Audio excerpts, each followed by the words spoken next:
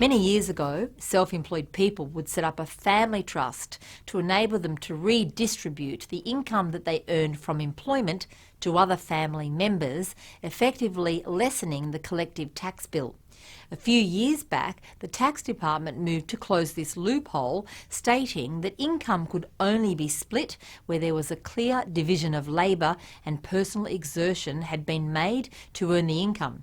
It carried out random audits of trust beneficiaries and asked them what they did to earn the income they received. This meant that the onus fell to these beneficiaries to prove that they actually exerted personal effort to earn that income. This effectively stopped income splitting between spouses, where one spouse played no active part in the business, and to paying children not actively involved in the business. In addition to the ability to income split, the trust structure provided a useful shelter for assets. Trustees purchased assets in the trust and named beneficiaries who would enjoy these assets.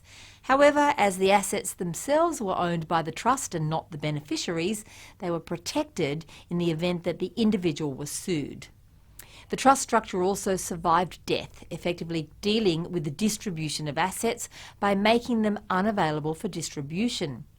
In recent times, there have been cases where, if the Australian Securities and Investments Commission believes that a trust structure was formed purely for the purposes of sheltering assets or in contemplation of being sued, or a family court believes that assets in a trust should be split up between divorcing parties, ASIC actually has the power to unwind such a structure, and the courts can see through the veil of the trust.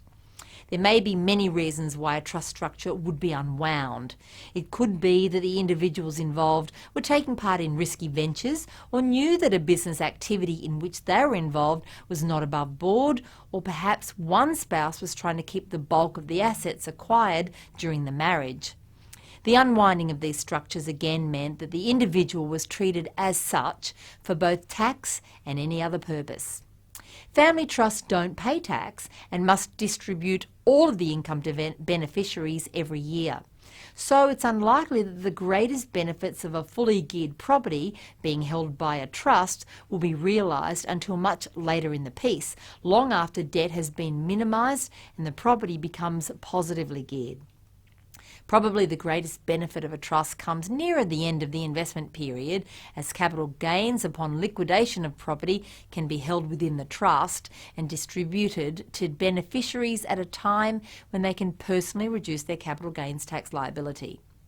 As with any structure that you might choose, be very sure that it's right for you in the long term and not just at the beginning or at the very end of any investment that you're considering. Hi there, I'm Margaret Lomas. You probably would love to buy an investment property, but you're so busy making a living and looking after the family that there's just no time to do so. Well, you're the reason that we created Property Match. The Property Match algorithm uses your investing criteria, myriad data points for thousands of suburbs across Australia, and machine learning to search Australia-wide and find the property which best matches you. Give us a call today or visit our website mypropertymatch.com.au to find out more.